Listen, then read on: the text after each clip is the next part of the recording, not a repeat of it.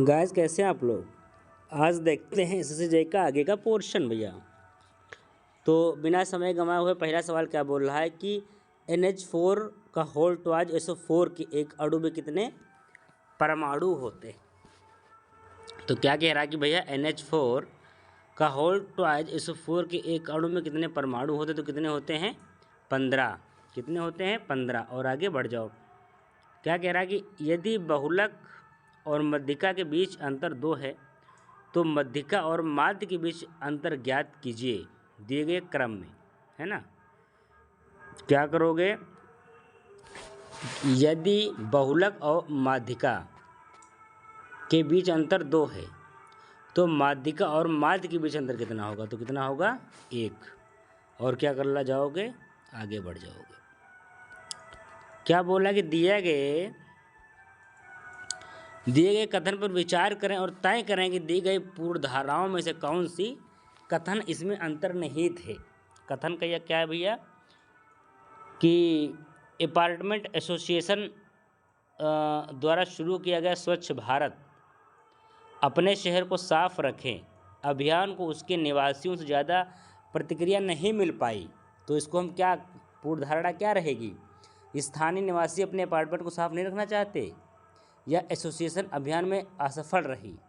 तो क्या है, केवल पूर्ण वन अभिधारणा, मतलब क्या है एसोसिएशन अपने उसमें असफल रही, है ना। आगे बढ़ जाओ। सवाल क्या कह रहा है, संवेग को किसके गुणनफल के रूप में व्यक्त किया जाता है। द्रव्यमान और वेग, किसके वेग में रूप में संवेग और उसके गुणनफल को किसके रूप में व्यक्त करते हैं, संविधान और वेलोसिटी। आगे आओ। सवाल कह रहा है कि दिए गए कथन पर विचार करें और निर्णय लें कि प्रश्न का उत्तर देने के लिए निम्न में से कौन सा कथन पर्याप्त है। कंपनी ABC की बिक्री कैसी रही। अब कंपनी को ABC है, उसकी बिक्री कैसी रही। तो कथन क्या कह रहा है, कंपनी ABC ने 75,000 साबुन 70 रुपये प्रति नग के हिसाब से बेचे। नग मतलब एक। दूसरा है कि उत्पादन के क्षेत्र में ABC के पास कोई दूसरा उत्पाद नहीं है। अब इसमें आओ। तो क्या है, कथन एक और दोनों को उचित जवाब देने के लिए पर्याप्त हैं। मतलब आप एक बेच भी सकते हैं और पर्याप्त भी नहीं हो सकता। तो ये दोनों में से हम लोग कहाँ टिक कर देंगे, इस पे टिक कर देंगे और बढ़ जाएंगे आगे। सवाल दिया गया है, इसमें क्या बोल रहा है कि दी एसोसिएशन ऑफ स्मॉल बॉम्बस पुस्तक के लेखक कौन हैं जो वर्तमान में अंतर्राष्ट्रीय डबलिंग लिटरेरी अवार्ड के लिए चुने गए हैं। तो कौन है, चेतन भगत। और इस बार क्या पूछ सकता है कि वर्तमान में इस समय 2024 में कौन है। तो आपको उसका कर करके फिर आंसर देना होगा। ठीक है, आगे बढ़ो। लिखा हुआ है कि 1600 की राशि पर, मतलब 1600 की राशि पर 6 साल की अवधि के लिए 5% वार्षिक ब्याज की दर से कितना होगा। तो क्या लिखना है, 1600 गुणे 6 और फिर 5% ना, तो गुणे 5 और बटे 100 कर दोगे तो पूरा आंसर क्या आ जाएगा, 480। ये क्या है आपका सवाल।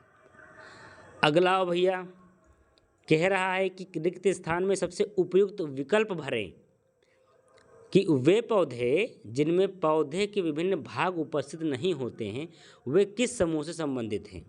थैलाफाइटा, ब्रायोफाइटा, टेरिडोफाइटा। तो क्या, थैलाफाइटा, है ना। आगे बढ़ो। लिखा हुआ है कि यदि 9 गुणे 6 45, 7 गुणे 4 33, 6 गुणे 4 20, तो 5 गुणे 3 का मान ज्ञात कीजिए। तो क्या होगा, वैसे तो होता है 5 या 15, लेकिन एक बढ़ाओगे तो क्या हो जाएगा 16। एक बढ़ाओगे तो क्या हो जाएगा 16। ये इसका लॉजिक है। आगे बढ़ो भैया, यहाँ आओ। कह रहा है कि निम्नलिखित में से किस उत्पाद के मूल्य में वृद्धि होने के परिणाम स्वरूप कई उत्पादों के मूल्य में वृद्धि होगी जिसका परिणाम मुद्रास्फीति होगा।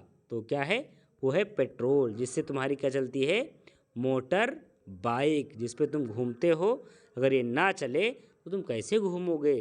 तो ये क्या होगी, मोटरसाइकिल। क्या होगी, मोटरसाइकिल का पेट्रोल, मोटरसाइकिल का खाना, ईंधन, इसको ध्यान रखना। तो गाइज कैसे लगी क्लास, शेयर सब्सक्राइब करो, लाइक ठोको और सपोर्ट करो, है ना, पढ़ते रहो। थैंक यू दोस्त।